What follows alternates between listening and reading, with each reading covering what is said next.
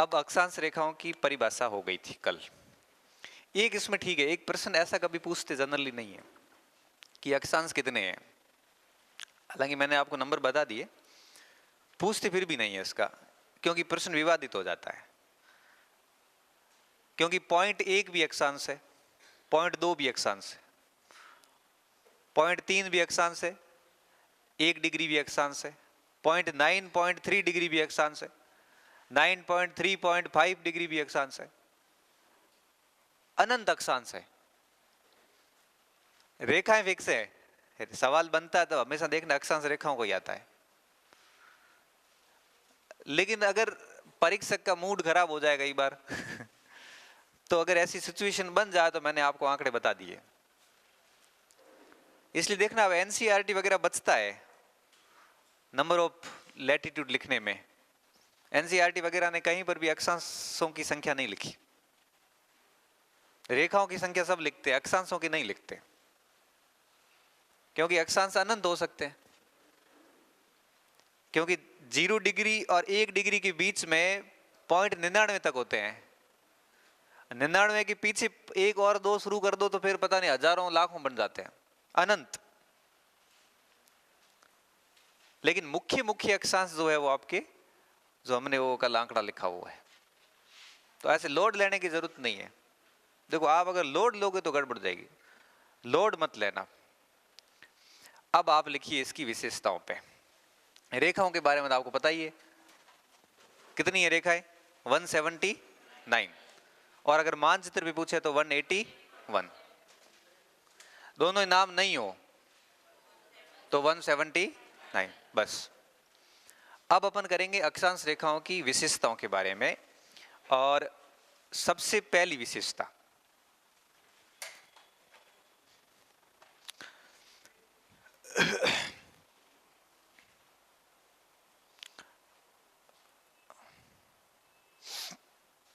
देखिए अगर विशेषताओं की बात करेंगे ना हम, तो सबसे पहला पॉइंट विशेषताओं में ये आएगा, इसको आप देखिए। अब इसके बीच की जो दूरी है ये हमेशा कैसी रहती है? समान रहती है। दो निकटतम अक्षांश रेखाओं के मध्य की दूरी सदैव कैसी रहती है? समान रहती है। इसलिए इसको कैसी रेखाएं कहते हैं? समानांतर कहते हैं। समानांतर रेखाओं का मतलब ये है कि जब ग्लू पर कहीं पर भी कोई भी दो नजदीकतम रेखाएं ले लो, कोई भी 89 डिग्री और 90 डिग्री ले लो, 78 और 79 के बीच का ले लो, 68 और 69 के बीच का ले लो, 0 डिग्री से 1 डिग्री के बीच का ले लो, दो निकटतम कोई भी रेखाएं हो, उनके मध्य की दूरी हमेशा कैसी रहती है? समान रहती है।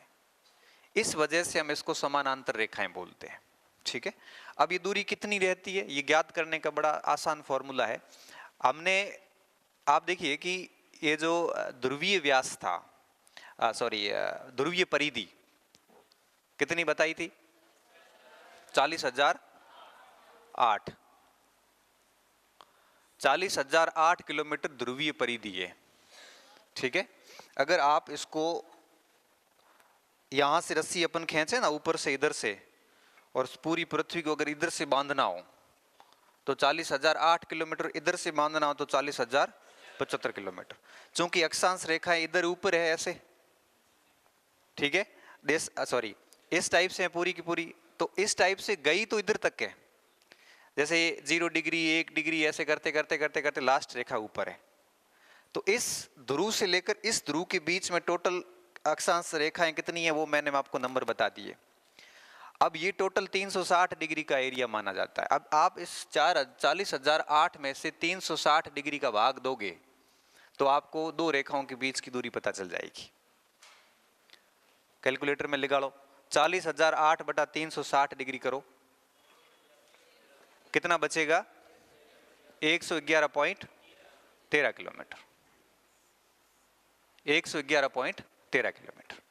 जब हम देशांतरों के बीच की दूरी ज्ञात करेंगे तब हम लिखेंगे 40,075 बटा 360। ठीक है, कोई दिक्कत वाली बात नहीं है, घर जाके सोचोगे तो दिक्कत दूर हो जाएगी। भाई ऐसा करो आप कि 0 डिग्री और 1 डिग्री के बीच दूरी कितनी होगी, 1 से 2 कितनी होगी, 111, 111 काउंट करते जाओ। काउंट करते जाओगे ना कंटिन्यू, तो सारा का सारा 360 डिग्री का मैटर है। पूरी पृथ्वी कितने डिग्री की है, 360 डिग्री की। ये पूरा 360 डिग्री है और ये भी पूरा 360 डिग्री है। अगर ये दिमाग में ना बैठे तो रट लो 111.13 किलोमीटर। रटने से नुकसान ये कि अगर उसने परिधि चेंज कर दी, मजो जदी वो है, उसने कह दिया कि मान लेते हैं कि पृथ्वी का ध्रुवीय परिधि 70,018 किलोमीटर है। अब दो अक्षांश रेखाओं के बीच में दूरी कितनी थी, महारत मार्चा 111 रटे उड़ो तो दूरी बदल जाएगी ना पूरी। इसलिए ऐसा बताना पड़ता है। पच कह मार्चा माना बताइए कौन, मार्चा सब स्पष्ट क्लियर कर रहा हूं। आपने कभी सोचा ही नहीं 111 क्यों है। अच्छा, दूसरा सवाल कैसे बनता है कि मान लेते हैं कि पृथ्वी 400 डिग्री की है, तो ऐसी स्थिति में दो अक्षांश रेखाओं के बीच की दूरी कितनी होगी।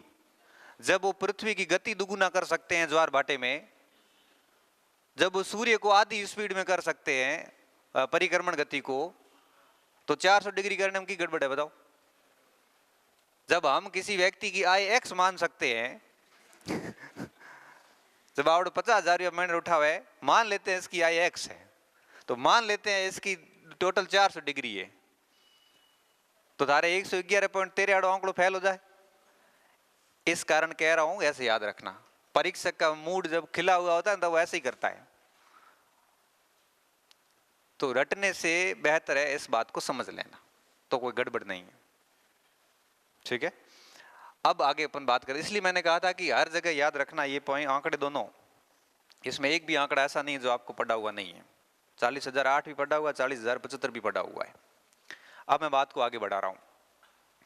अब आप इस पूरी पृथ्वी पर, इस पूरे ग्लोब पर किसी भी दो निकटतम अक्षांश, देखो निकटतम जरूरी है, यानी थे 1 डिग्री 3 डिग्री बीच में ज्ञात कर रहा हूं। निकटतम मतलब 1 डिग्री और 2 डिग्री के बीच में, 8 डिग्री और 9 डिग्री के बीच में, या 8 डिग्री और 7 डिग्री के बीच में। ऐसे नहीं हो कि मार सका हो कि दो देशा अक्षांश के बीच में भी एक ले ले 68 एक ले ले 65, वाह। तो ऐसी स्थिति में 111.13 का फॉर्मूला फिर फेल हो जाएगा। दो निकटतम देशांत अक्षांश रेखाएं लेनी जरूरी है। तो दो निकटतम अक्षांश रेखाओं के मध्य की दूरी हमेशा 111.13 किलोमीटर मानी गई है विषुवत रेखा के ऊपर, और फिर लगभग पूरी पृथ्वी पर यही माना गया। हालांकि ये बात भी बिल्कुल परफेक्ट नहीं है। क्यों नहीं है? क्योंकि आपको बहुत अच्छे से पता है कि जो पृथ्वी की वास्तविक आकार है ऐसा, और इस स्थिति में दूरी हर जगह समान नहीं है। आप जैसे जैसे 0 डिग्री से 90 डिग्री की ओर जाते हो, इसके बीच की दूरी थोड़ी थोड़ी कम होती है। यहाँ 111 किलोमीटर है, यहाँ जाते जाते 110 पॉइंट कुछ हो जाती है। हालांकि इसको ज्यादा फर्क नहीं मानते, लेकिन कथन पूछकर परीक्षक थारे मजो करा सके। कैसे?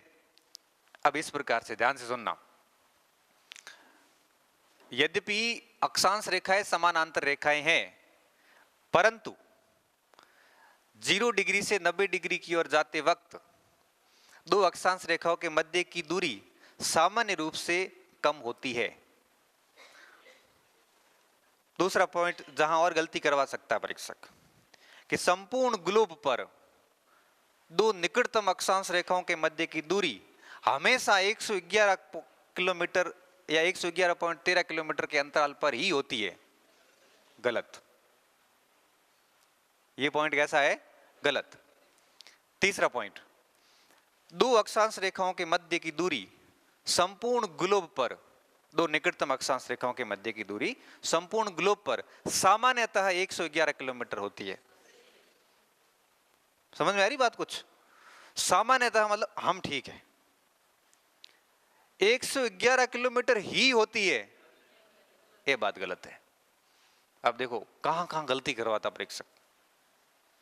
પછી હવે આપતે લઈ જાઓ પરી થેલો ભરીને બોર્ડ આરપીએસસી ગુડે આરપીએસસી બહાર કાઢે ધક્કા દે આપે को ना मैं गलत सही हो तो પછી आप कोर्ट जाऊं 3 महीना 4 महीना धक्का खाओ लास्ट में होना वही होता है जो वास्तव में होता है। इसलिए शब्दों का थोड़ा सा ध्यान रखना कि 111 किलोमीटर का अंतराल संपूर्ण पृथ्वी पर नहीं होता। यह अंतराल सामान्य सा स्लाइड सा जैसे जैसे आप ध्रुवों की तरफ जाओगे घटता जाएगा। और अब सबसे कठिन सवाल कि पृथ्वी या ग्लोब पर 0 डिग्री से 90 डिग्री की ओर जाते हैं तो दो अक्षांश रेखाओं के मध्य की दूरी सामान्य रूप से कम होती है, जिसका कारण है भले मजो की वो अर्थात 110.67 तक तो आया था, 10.67 तक तो आए थे। लेकिन अब दिक्कत ये हुई कि इसका कारण क्या है। कारण है पृथ्वी का आकार। पृथ्वी गोलाकार नहीं है, जैसे जैसे ऊपर जाते हैं चपटी होती जाती है और उसकी वजह से दूरी का फासला मेंटेन नहीं रह पाता। तो बचे हो 500 मीटर फर्क आ जाए।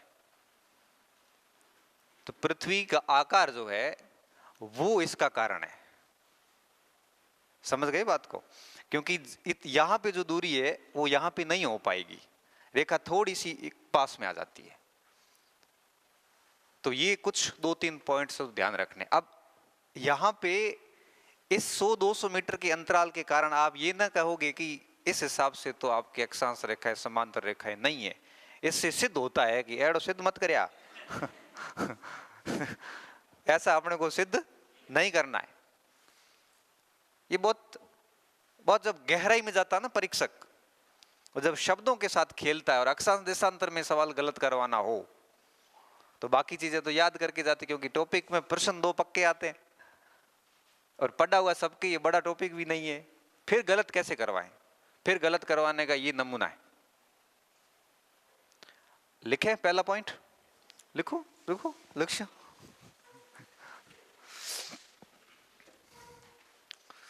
गोल भी तो जंत भी छूटो हैंगे के पर गोल है कौन मोड ये देखो थे शकल देखो थे हैं सर पृथ्वी माथा मोर बंद उठ गया गया मैं पे ये देखे देखे मन ठीक लागतो। इसके बाद तो सर हमें नफरत हो गई। अब मंगल ग्रह पे चलते हैं। अब आप लिखिए सबसे पहला पॉइंट, हेडिंग दीजिए अक्षांश रेखाओं की विशेषताएं। अक्षांश रेखाओं की विशेषताएं।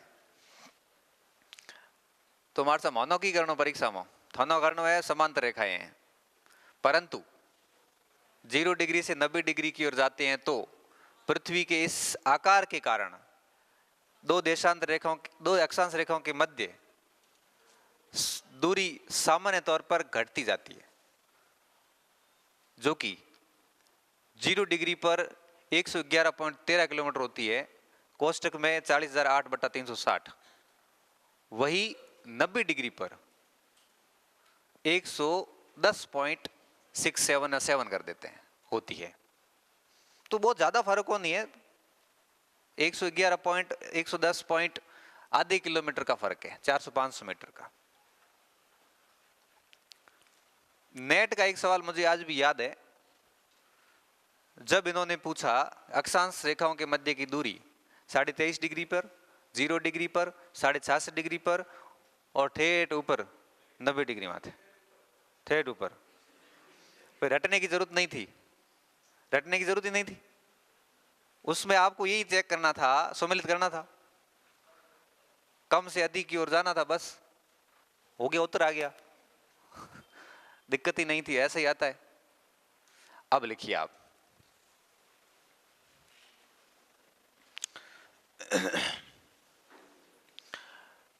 ग्लोब पर दो निकटतम अक्षांश रेखाओं के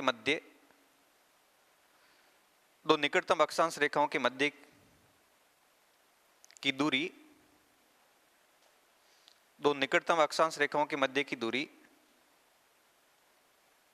दूरी समान रहती है। इस कारण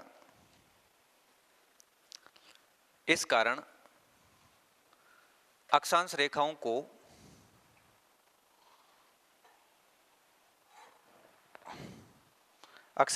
को समानांतर रेखाएं कहा जाता है। समानांतर रेखाएं कहा जाता है। समानांतर रेखाएं कहा जाता है। समानांतर रेखाएं कहा जाता है। परंतु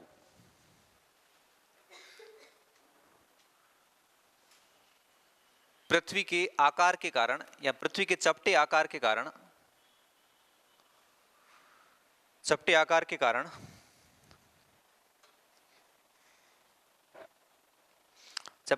कारण 0 डिग्री से ध्रुवों की ओर जाने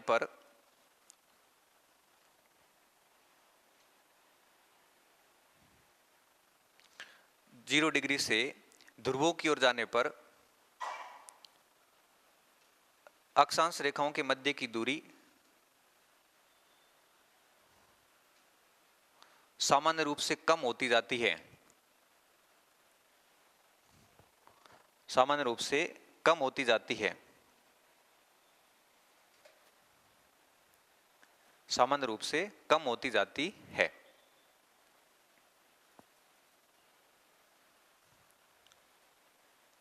सामान्यतः कम होती जाती है। ठीक है। अब नीचे 2 बिंदु लिख लो। पहला पॉइंट लिखिए कि 0 डिग्री पर दूरी 0 डिग्री पर दूरी 0 डिग्री पर दूरी 111.13 किलोमीटर।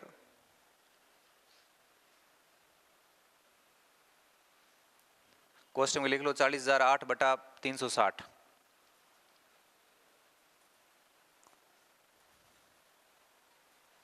ठीक है।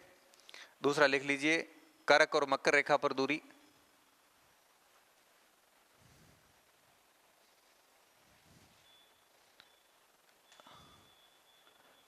110.9 किलोमीटर।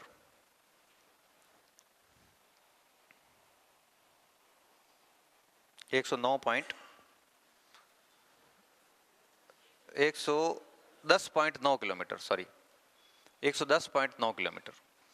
और तीसरा लिख लीजिए ध्रुवों पर दूरी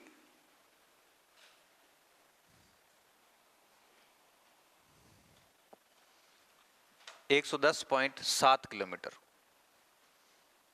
कम होती गई ना? हाँ? 7 लिख लो, कोई फिक्स कौन 7 गणो ही है। तो को जावे हो उतरो रिपोज कौन जाना है मंठा है आरपीसी में जानो अच्छी तरीके। कोई एक आधा प्रश्न होगा जब हमारी एक्सपेक्टेशन से बाहर होगा। बाकी जिस टॉपिक पढ़ा के निकलूंगा ना, आरपीएससी की क्षमता नहीं होगी उस टॉपिक को बाहर निकालने की। मैं आज ही कह रहा हूं कोई एक आधा अनएक्सपेक्टेड होगा। अनएक्सपेक्टेड मतलब जहां पे मेरी सोच से ज्यादा वो चला जाएगा। लेकिन इस बार कोशिश करेंगे नहीं जाने देंगे। पिछली बार एक सवाल में गया, इस बार उसमें भी नहीं जाने देंगे। अल्बीडो गया था एक अल्बीडो गया था, लिखे तो 8 ही थे लेकिन वो पुरानी बर्फ और नई बर्फ लिखना भूल गए। दुख आज भी उसका मुझे कि क्यों नहीं लिखवाया वो पुरानी बर्फ और नई बर्फ। मैंने सोचा इतना थोड़ी पूछते हैं, इसलिए मैं इस बार ये लिखवा रहा हूं। पिछली बार ये नहीं लिखवाया था। इस बार मैं पिछली बार से थोड़ा सा 2 एक्स्ट्रा कदम आगे जा रहा हूं ताकि वो 1 कदम भरे तो अभी 3 कदम भरे रखा पहला हूं। ये पहली विशेषता होगी। देखो समांतर के नीचे अंडरलाइन कर दो। ठीक है। अब ये दूरी घट भले ही रही हो ऐसे 100 मीटर 200 मीटर, लेकिन इसके आधार पर हम ये जज नहीं करेंगे कि दोनों रेखाएं समांतर नहीं है।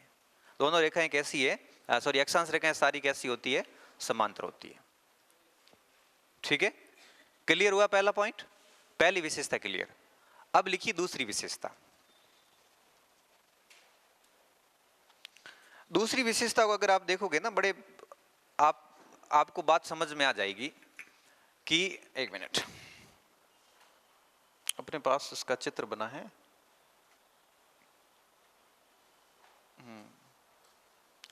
अब प्रत्येक अक्षांश रेखा ये हाल करती है। प्रत्येक अक्षांश रेखा आप ऐसे समझिए कि एक वृत्त बनाती है, सर्किल बनाती है, ठीक है। ये 0 डिग्री का सर्किल है। इसी तरह से आगे 1 डिग्री, 2 डिग्री, 3 डिग्री सभी के सर्किल बनते हैं। प्रत्येक अक्षांश रेखा एक सर्किल निर्मित करती है। आप इसको देखोगे तो 0 डिग्री को आप यहां से खींचोगे ना तो इस पूरे को एक सर्किल बन गया। 1 डिग्री भी सर्किल बना रहा, 2 डिग्री भी सर्किल बना रहा है, 9 डिग्री, 20 डिग्री, 50 डिग्री, 60 डिग्री, सारे सारे क्या बन रहे हैं? 90 डिग्री नहीं बनेगा। 1 से लेकर 0 से लेकर 89 तक जितनी अक्षांश रेखाएं हैं उतने ही अक्षांश वृत्त भी है, सर्किल भी है। हम जब पढ़ते हैं ना तब आता है मकर रेखा, मकर वृत्त, करक रेखा, करक वृत्त, विषुवत रेखा, विषुवत वृत्त, आर्कटिक रेखा, आर्कटिक वृत्त, आता है ना ये। तो उस रेखा को हम वृत्त इसलिए कह रहे हैं कि प्रत्येक अक्षांश रेखा ग्लोब के चारों तरफ गई हुई है पूरी, इसलिए ये हर एक अक्षांश रेखा एक वृत्त का निर्माण करती है। और इसी कारण प्रत्येक अक्षांश रेखा को हम क्या कहते हैं? एक वृत्त भी बोलते हैं। प्रत्येक अक्षांश रेखा को हम क्या बोलते हैं? वृत्त भी बोलते हैं। आप देखोगे इसको तो हर एक रेखा वृत्त बना रही है, लेकिन हाँ वो अलग बात है कि यहाँ पे वृत्त बड़ा बन रहा है, फिर जैसे जैसे ऊपर जाओगे वृत्त की परिधि छोटी होती जाती है। या यूं कह सकते हो कि अक्षांश वृत्त की लंबाई घटती जाती है। अक्षांश रेखा की लंबाई कैसी होती जाती है?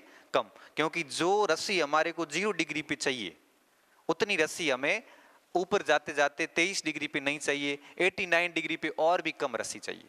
इसलिए हम 2 पॉइंट लाते हैं कि जैसे जैसे हम ऊपर जाएंगे वैसे वैसे परिधि और लंबाई दोनों क्या होती जाती है? कम होती जाती है।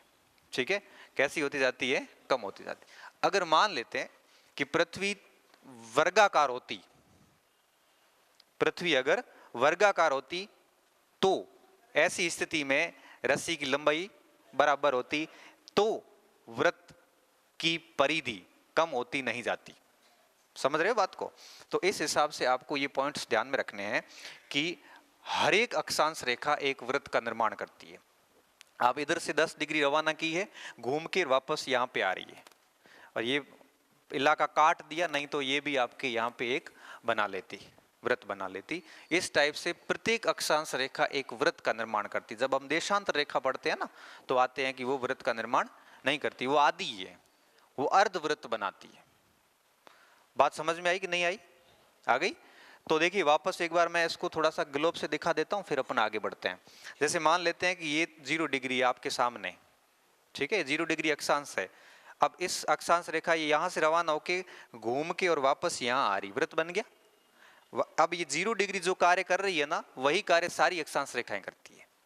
इसलिए हम कहते हैं कि प्रत्येक अक्षांश रेखा, प्रत्येक अक्षांश नहीं, प्रत्येक अक्षांश रेखा एक वृत्त का निर्माण करती है।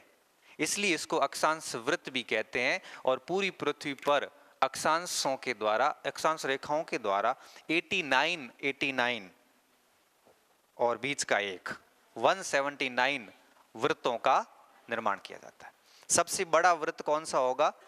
इसलिए इसको ग्रेट सर्किल कहा जाता है। क्या कहते हैं? Great circle. और इसको 89 डिग्री को कहते हैं सबसे छोटा सर्किल। क्लियर? लिखो, प्रत्येक अक्षांश रेखा, प्रत्येक अक्षांश रेखा, प्रत्येक अक्षांश रेखा एक वृत्त का निर्माण करती है। प्रत्येक अक्षांश रेखा एक वृत्त का निर्माण करती है। प्रत्येक अक्षांश रेखा एक वृत्त का निर्माण करती है। इसलिए इनको अक्षांश रेखा के साथ साथ अक्षांश वृत्त भी कहा जाता है।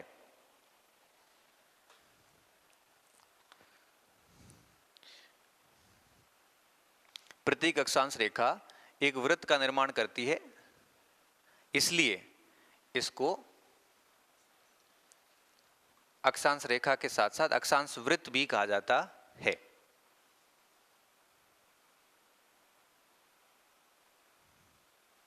अक्षांश वृत्त भी कहा जाता है। ठीक है, अक्षांश वृत्त भी कहा जाता है। पैरा छोड़ के इसी में लिखना, चूंकि सबसे बड़ा अक्षांश वृत्त, चूंकि सबसे बड़ा अक्षांश वृत्त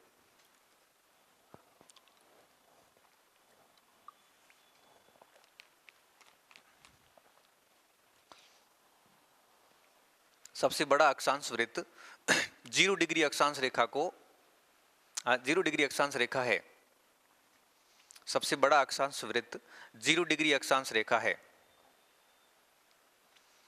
इसलिए इसको महान वृत्त कहा जाता है, ग्रेट सर्किल, इसलिए इसको महान वृत्त कहा जाता है।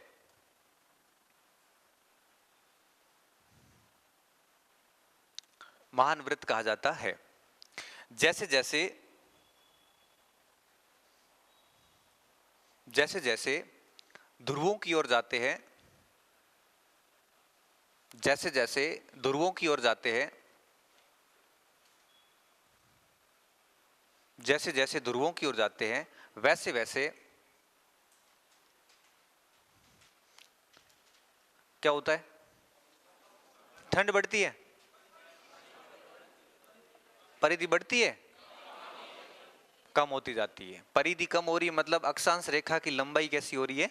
कम होती जा रही है। क्योंकि आप देखिए, ये आप देख पा रहे होंगे, ये देख रहे हो, ये देखो लास्ट वृत्त है, ये देखिए 89 डिग्री वाला है, ये 80 डिग्री का है और इससे ऊपर जाते तो 89 डिग्री आएगा बाद में। ये लास्ट वृत्त है। अब इसकी परिधि आप देख रहे होंगे और इसकी परिधि देख रहे होंगे, तो जैसे जैसे ऊपर जाएंगे, अब देखिए ये मान लेते हैं ये 10 मीटर की रेखा है, मान लेते हैं, तो ये आप सोच लीजिए कम से कम 50 किलोमीटर की इस हिसाब से हो जाएगी। तो यहां पे रस्सी चाहिए हमें करीबन 50 किलोमीटर, ऐसे नहीं है, रस्सी तो 40,075 किलोमीटर चाहिए। कितने चाहिए? 40,075 किलोमीटर चाहिए, लेकिन यहां पे इतनी नहीं चाहिए, यहां पे कम चाहिए। इसलिए हम क्या कहते हैं कि जैसे जैसे हम 0 डिग्री से ध्रुवों की ओर जाते हैं, वैसे वैसे अक्षांश रेखा की लंबाई घटती जाती है और अक्षांश वृत्त की परिधि कम होती जाती है। कौन करो बक्को दियो तो लिखो, समझा दिया ना, वृत्त की परिधि कम होती जाती है और अक्षांश रेखा की लंबाई घटती जाती है। जैसे जैसे 0 डिग्री से ध्रुवों की ओर जाते हैं वैसे, अच्छा आप कह रहे हो वैसे वैसे लिखा था, वैसे वैसे लिख लिया? हाँ वैसे वैसे अक्षांश वृत्तों की परिधि घटती जाती है, अक्षांश वृत्त की परिधि घटती जाती है और अक्षांश रेखा की लंबाई कम होती जाती है। अक्षांश रेखा की लंबाई कम होती जाती है। देखो रेखा की लंबाई होती है, वृत्त की क्या होती है? परिधि। हम यहां पे ये नहीं लिख सकते अक्षांश वृत्त की लंबाई कम होती जाती है, वृत्त की क्या होगी? कम, परिधि। अगर उसको रेखा माने तो हम कहेंगे उसकी लंबाई कैसी होती जाएगी? कम होती जाएगी। हम मन थारे गड़बड़ लाग रहे हो मामलो, या मुझे गलत लग रहा है? समझ में आ गया ना? है किसमें? त्रिज्या, त्रिज्या का कोई मतलब नहीं अभी, त्रिज्या तो वैसे सेम ही रहेगी सभी की। हाँ तो त्रिज्या कम होगी, सही कह रहा है, गलत नहीं कह रहा है, वो भी मैं आगे बताता हूं। ये बात ठीक बेटी? तो सबसे बड़ा वृत्त कौन सा और सबसे छोटा वृत्त कौन सा? 89 डिग्री। 90 डिग्री मत करना, 90 डिग्री अपने आप में वृत्त नहीं है, ठीक है। अब इसी की दूसरी विशेषता में लिखना कि इस प्रकार इस प्रकार संपूर्ण पृथ्वी पर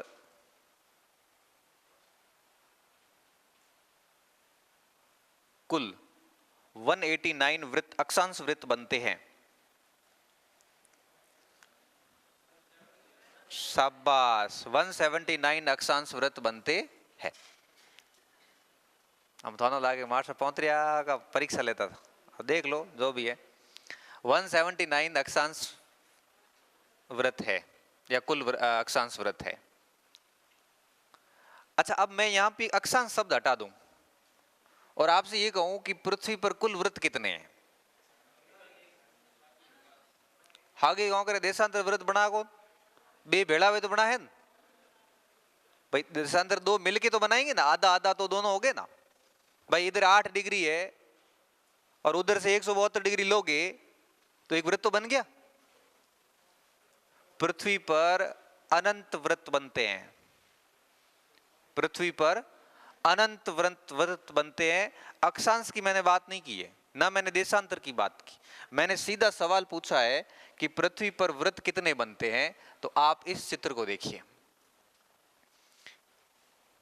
एक शब्द आता है रंबलाइन, RHUMBLINE। ठीक है, लिखना मत कुछ भी, हमसे बना पहले लिखना मतलब कहीं कौन थारे होने याद है तो एक शब्द लिखा हुआ है ग्रेट सर्किल, दूसरा लिखा है रंबलाइन। अब हमने ग्रेट सर्किल बताया है 0 डिग्री को, ठीक है, ये अलग ही दूसरा, ये अलग ही लाइन को है, नजर आ रही है। इसको देखिए आप, ये अफ्रीका है, ये इंग्लैंड है, यहां और एक है ग्रेट सर्किल। अब आप यहां पे एक चीज को समझिए, यहां बहुत एक इंपॉर्टेंट कंसेप्ट है जो क्लियर करना जरूरी है। अब मान लेते हैं कि जब कभी किसी जगह पे जहाज भेजना हो या वायुयान भेजना हो तो 2 रास्ते होते हैं उसके। एक होता है मेन रास्ता जो बिल्कुल ऐसे शॉर्टेस्ट दूरी नहीं देखता, इस टाइप से घूम के जाता है। कई बार सीधा भी होता है, जरूरी नहीं घूम के ही जाए हर बार। 2 जगहों के बीच में जो सीधा रास्ता होता है उस सबसे कम दूरी वाले रास्ते को ग्रेट सर्किल कहा जाता है। ये ग्रेट सर्किल और 0 डिग्री वाला great circle totally different both of, उसमें आपस में कोई मतलब ही नहीं है।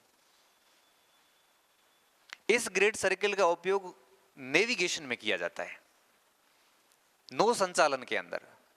जब जहाज निकलते हैं ना, अफ्रीका से जब जहाज जाएगा इधर, तो ये ग्रेट सर्किल को देखता है।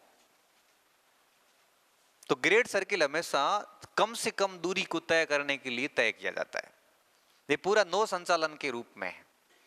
इसका दूसरा सवाल ऐसे बनता है जब 0 डिग्री ऑप्शन में नहीं आता कि ग्रेट सर्किल किसे कहते हैं। तो शॉर्टेस्ट डिस्टेंस बिटवीन 2 प्लेस, पांचों को कम 2 स्थानों के बीच में कम से कम दूरी क्या कहलाती है? ग्रेट सर्किल कहलाती है। और सबसे इंटरेस्टिंग बात देखिए आप, भूमध्य रेखा जो है ये पूरी पृथ्वी को सबसे कम दूरी पर जोड़ती है। आप इसको ऐसे समझ सकते हो, अफ्रीका से एशिया आना है, सबसे कम दूरी 0 डिग्री से तय होगी। हालांकि बाद में छोटा रास्ता हुआ जो अलग हो जाए मामलो। ऑस्ट्रेलिया से, एशिया से ऑस्ट्रेलिया फिर वापस वही 0 डिग्री सबसे पहले पहुंचाती है। ऑस्ट्रेलिया से अमेरिका सबसे पहले 0 डिग्री पहुंचाती है। अमेरिका से वापस अफ्रीका सबसे पहले 0 डिग्री पहुंचाती है। इस कारण कम से कम दूरी वाले 2 स्थानों के बीच का नाम भी किसके नाम के आधार पर दे दिया? Great circle. समझ में आ रही कुछ बात की नहीं आई? या आज के बार गोगदा हुआ हो गए इतनी तक ठीक है। तो ये फोटो देखते गड़बड़ हो गई हमारे साथ। अब मैं बताता हूं रंबलाइन क्या है।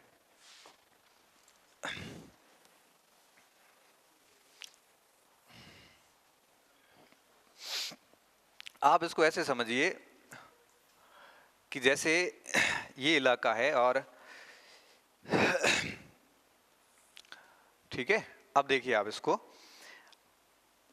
कोई भी पॉइंट ले लो आप, कोई भी पॉइंट, उस पॉइंट को सबसे पहले पृथ्वी के केंद्र से भिड़ाओ दे जाके। मान लेते हैं ये पृथ्वी का केंद्र है, ये पृथ्वी का केंद्र मान लेते हैं हम यहां पे, ठीक है।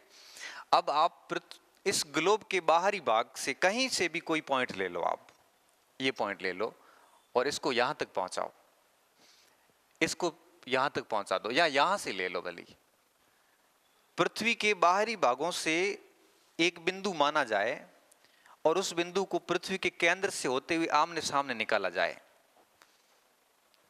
तब आप एक बात समझना कि यहां से मान लो बिंदु माना हमने और इसको यहां तक पहुंचाया, इस रेखा को हम कहते हैं रंभ लाइन। क्या कहते हैं? रंभ लाइन। और फिर ये रंभ लाइन आमने सामने निकलेगी और यहां तक आएगी और इस पूरे सर्किल को वापस एक सर्किल बन जाता है। समझ नहीं आई बात आपको? जैसे मान लेते हैं कि यहां एक पॉइंट ले लेते हैं, इसको पृथ्वी के सेंटर से मान लिया है हमने, ठीक है, और सेंटर से मान लिया और आमने सामने निकाल दिया।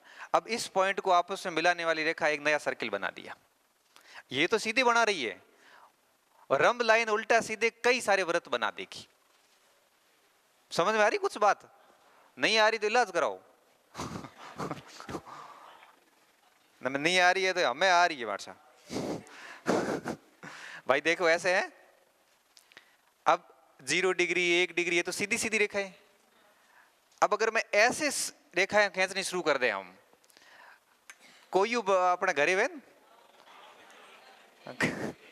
ढेरी हो गए, ये शब्द नहीं कहोगे।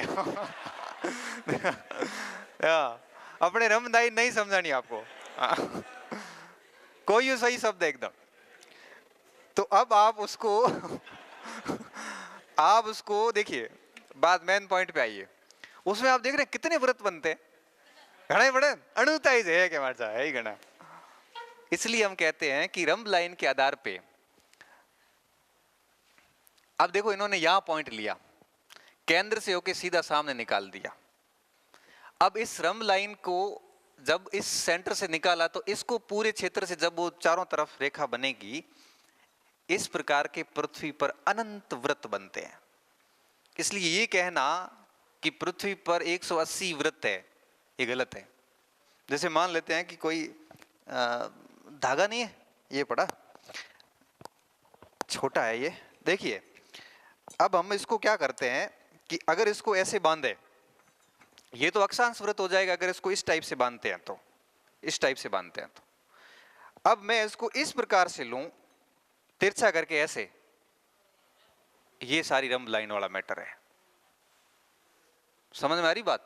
ऐसे इसके ऊपर कितने ही वृत्त बनाए जा सकते हैं। इसलिए हम कहते हैं कि पृथ्वी पर अनंत वृत्त बनते हैं, ठीक है। अगर थारी किताब में लिखी हुए 179 वगैरह कि कुल वृत्त इतना ही है तो बात गलत है। हाँ, अगर आगे नाम लिख लेगी अक्षांश वृत्त तो आप यहाँ हिंदी उचका नहीं सको, यहाँ फिर अपने अक्षांश रेखाओं में बात बंदी भी होती है। समझ में आ रही बात? अक्षांश वृत्त तो है इतने, आपने लिख लिए 179, लेकिन अगर अपन कुल वृत्त की बात करेंगे तो अनंत बनते हैं, ठीक है। यह तुम्हारे समझ में आ गया। लेकिन माना ग्रेट सर्किल पास समझ में हो गया। ग्रेट सर्किल में कुछ ज्यादा विशेष कुछ है नहीं। अब ग्रेट सर्किल में क्या करते हैं, दो स्थानों के बीच की सबसे आसान दूरी जो है, सबसे कम दूरी बताते हैं। मैं आपको इसको इस हिसाब से बता सकता हूं। जैसे मान लेते हैं ये अफ्रीका है और ये इधर अमेरिका आया हुआ है, दक्षिणी अमेरिका। ये इसको अपन सबसे शॉर्टेस्ट दूरी को ग्रेट सर्किल बोलते हैं। और मजे की बात ये 0 डिग्री है, ये 0 डिग्री अक्षांश रेखा ये है आपकी। फिर आगे जाएंगे तो एशिया के बाद सीधा पीछे अफ्रीका आ जाओ, अफ्रीका के बाद सीधा एशिया आ जाता है, एशिया से आगे निकलते सीधा ऑस्ट्रेलिया आता है। इसीलिए भी इसको ग्रेट सर्किल कहा जाता है। तो ग्रेट सर्किल नाम सिर्फ इसलिए दिया गया छोटी दूरियों के बीच का। जैसे हम कहते हैं कि इतिहास में 7 कालिदास हुए। कालिदास मैन तो एक ही था, बाद में सारी उपाधियां ली गई क्योंकि वो उनकी तरह लगते थे। मैन ग्रेट सर्किल तो एक ही है, क्योंकि वो सभी क्षेत्रों को कम से कम दूरी पे मिलाता है। इसलिए बाद में भी नेविगेशन वालों ने ऐसे क्षेत्र जो शॉर्टेस्ट दूरी पे मिलाते हैं उन सभी के लिए क्या शब्द यूज किया? Greatest circle. बस इतनी सी बात, और कुछ है नहीं इसमें। तो लिखें इसको, लिखिए।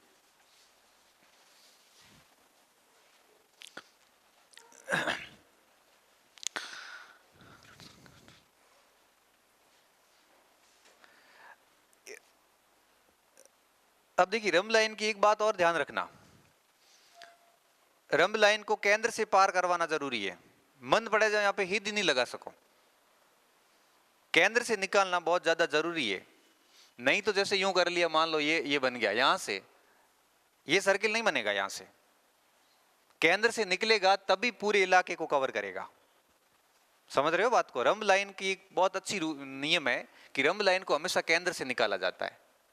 अब देखो इन्होंने यहां से पॉइंट लेके इसको यहां से निकाला है और पीछे का भाग लिया नहीं है, पूरी की पूरी रंभ लाइन। रंभ गणित का है, ऐसे हिंदी में पता नहीं क्या कहते हैं, जो भी कहते हैं अपने की करना, इतनी तगार पीछे पूगा कौन, इतनी मनमारी गारंटी है।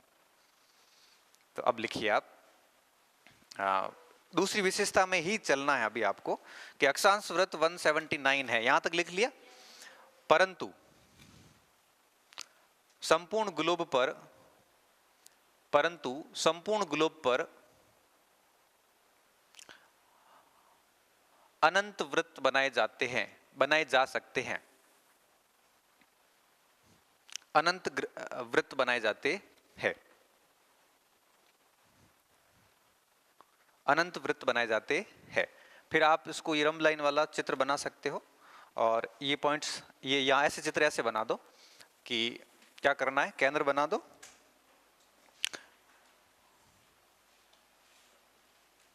ठीक है, ऐसे कर लो इसको,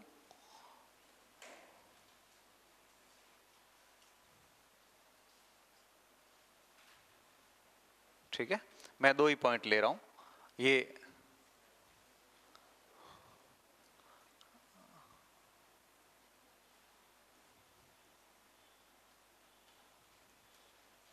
ठीक है, ये RL और ये पूरा का पूरा पीछे से ग्रेट सर्किल बन जाता है?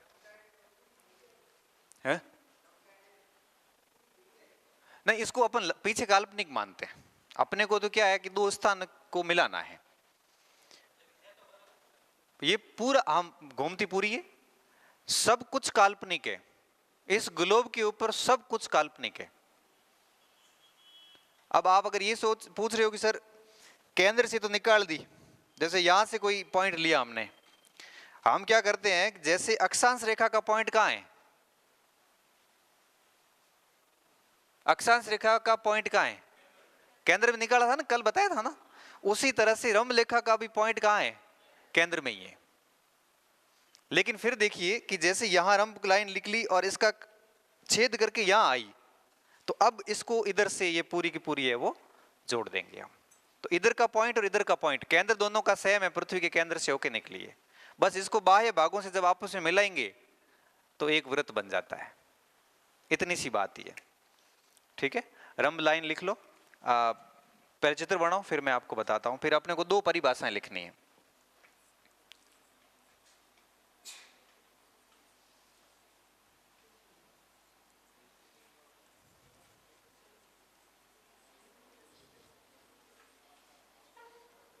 ठीक है, 2 परिभाषा लिखते हैं, चित्र बनाने के बाद लिखिए।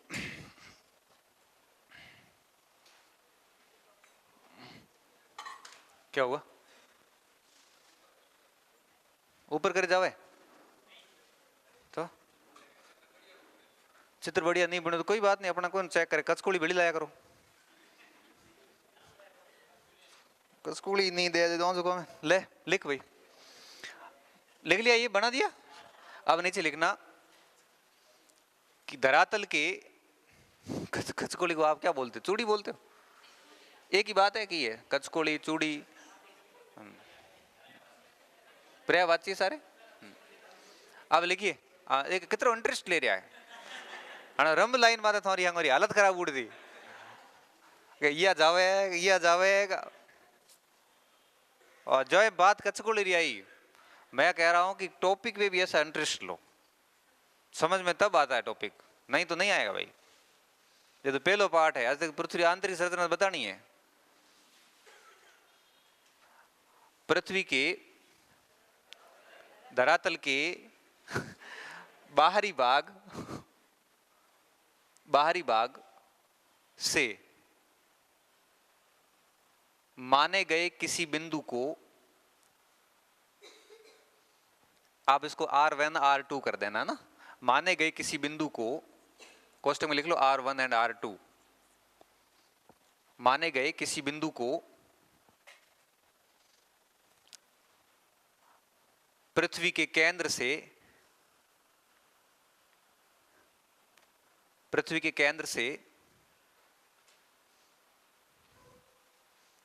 से होते हुए धरातल की दूसरी ओर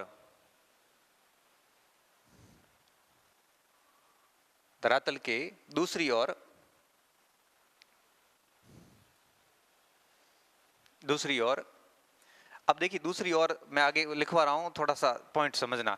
ये यहां से जैसे निकला है ना पॉइंट, ये यहां पे इस पॉइंट को कहते हैं एंटीपोडल पॉइंट।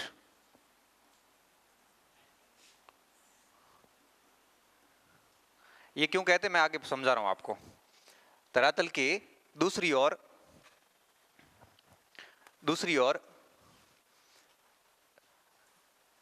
जिस बिंदु पर या जिस स्थान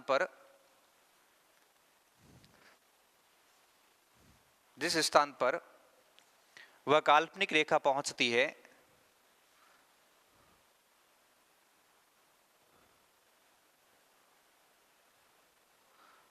उस बिंदु को एंटीपोडल बिंदु तथा उस रेखा को रंब लाइन कहा जाता है। आज कौम तो रंब बाड़े जे जो कैसा हम जाए हुए सामो तो उस बिंदु को एंटीपोडल बिंदु और उस रेखा को रंब लाइन कहा जाता है।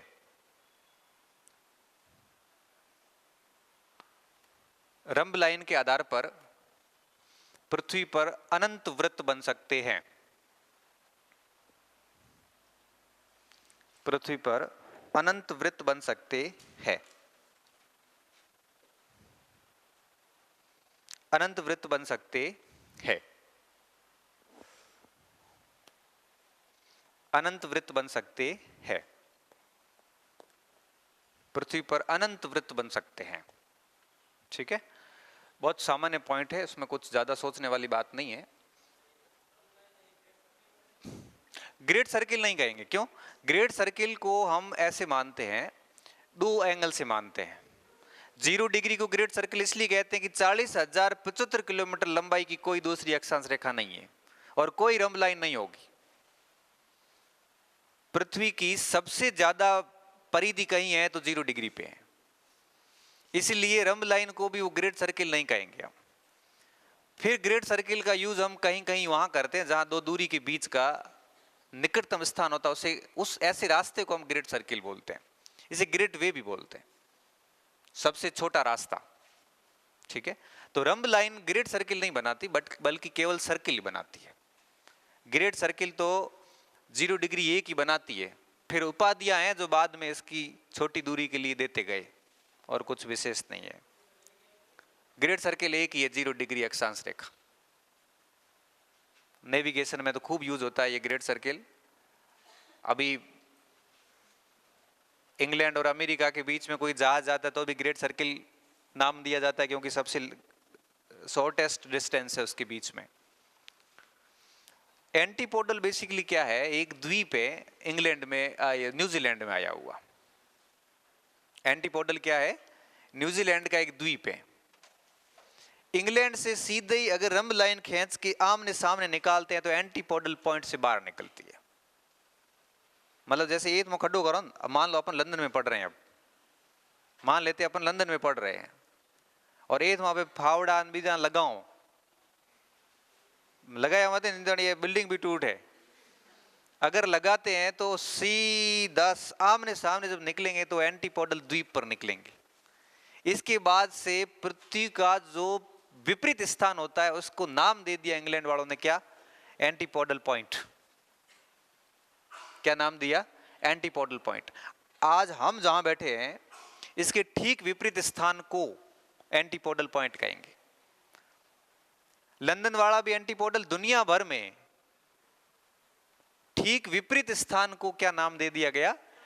वही बात है, उपमाएं दे दी गई। एंटीपोडल तो एक ही है, बाद में सारे एक विभूषण दे दिया गया उसको। जैसे ग्रेट सर्किल एक ही है लेकिन शॉर्टेस्ट दूरी को नाम क्या दे दिया गया? Great circle. वैसे ही एंटीपोडल तो एक द्वीप एक ही है, लेकिन दुनिया भर में जब भी विपरीत स्थान ज्ञात करना हो तो विपरीत स्थान को एंटीपोडल कहते हैं। जैसे न्यूयॉर्क का विपरीत स्थान दिल्ली है आसपास है, तो न्यूयॉर्क का एंटीपोडल पॉइंट आता दिल्ली में, जबकि दिल्ली एंटीपोडल नहीं है, लेकिन नाम दे दिया और हम उसको हिंदी में कहते हैं प्रतिध्रुवस्थ स्थान।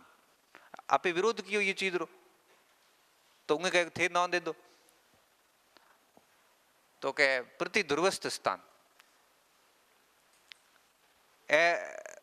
इंग्लिश अंग्रेजी जोरती को हिंदी में याद कर ले मैं तो कह, एरिस्टोटल को हमने अरस्तु बना दिया, उसी तरह से एंटीपोडल को हम कहते हैं प्रतिध्रुवस्थ स्थान, एक क्षेत्र के विपरीत स्थान वाला स्थान। ज्ञात करने का बड़ा आसान तरीका है। 40 डिग्री से जैसे अगर रंब लाइन खींची है नॉर्थ में, तो 40 डिग्री साउथ में जाके वो एंटीपोडल आ जाता है।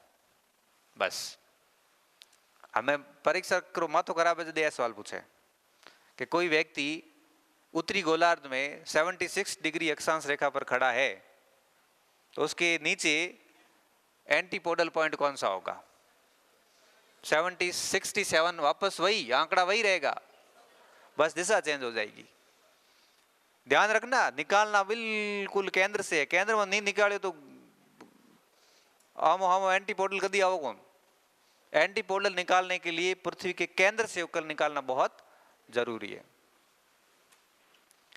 भूकंप आता है ना, भूकंप आता तब एंटीपोडल पॉइंट आते हैं, वापस ज्ञात करते हैं, क्योंकि भूकंप का झटका जहां पे एपी सेंटर पे होगा ठीक उसके विपरीत भूभाग पर एंटीपोडल पर भी झटका आता है। कितने मिनट में पहुंचता है वो भूकंप में बताऊंगा, लेकिन एंटीपोडल याद रखना है। 23 डिग्री उत्तरी अक्षांश पे बैठे हुए व्यक्ति का एंटीपोडल 23 डिग्री दक्षिणी अक्षांश रेखा पे होगा। अब चूंकि अक्षांश रेखा तो लंबी है, फिर ज्ञात किया जाता है, अब देशांतर पता करो भाई, अक्षांश तो इतनी मोटी पड़ी 40,075 किलोमीटर पड़ी है। अच्छा 0 डिग्री पे एंटीपोडल कौन सा होगा? 0 डिग्री अक्षांश रेखा का एंटीपोडल कहां होगा? 0 डिग्री का 0 डिग्री पे होगा, क्योंकि उसका न तो उत्तरी है ना उसका दक्षिणी है। थे अपने परीक्षा में 180 करे आया रहा कि ये बात कौन अशोक के किस स्तंभ लेख में लिखी हुई? 8वें में। अरे अशोक का स्तंभ लेख था ही हाथ, शिला लेगा था 14 तो बैंड दो नमक की फर्क पड़ेगा। फर्क कहीं 1% गयो तो गयो, 2.66 रो गयो, 2 नंबर नेगेटिव मार्किंग 0.66, 2.66।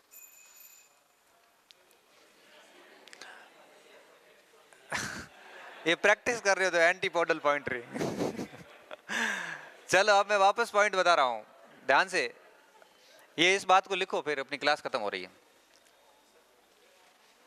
लिखे? हाँ ये एंटीपोडल पॉइंट लिखो, और चित्र नहीं बनाया तो उसके ठीक विपरीत लिखो एंटीपोडल पॉइंट। लिख लिया तो नीचे परिभाषा लिखो, नहीं लिखी है तो लिखो, को लिखो तो मत लिखो, लेकिन मैं तो बोलूंगा, मैं तो बोलूंगा एंटीपोडल में लिखना, यह न्यूजीलैंड का एक द्वीप है, यह न्यूजीलैंड का एक द्वीप है।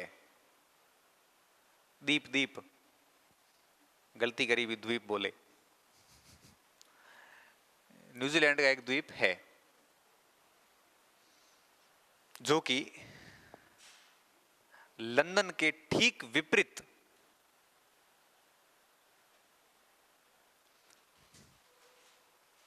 अवस्थित है, ठीक विपरीत अवस्थित है। इस कारण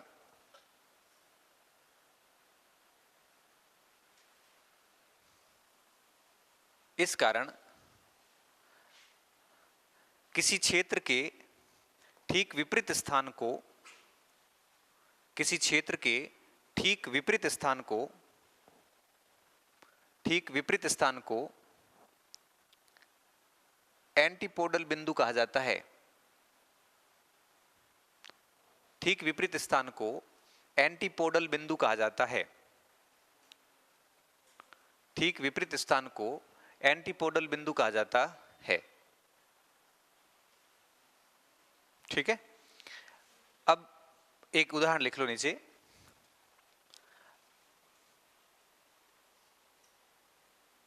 तेईस डिग्री उत्तरी अक्षांश का एंटीपोडल बिंदु 23 डिग्री दक्षिणी अक्षांश होगा। 23 डिग्री उत्तरी अक्षांश का एंटीपोडल बिंदु 23 डिग्री दक्षिणी अक्षांश होगा।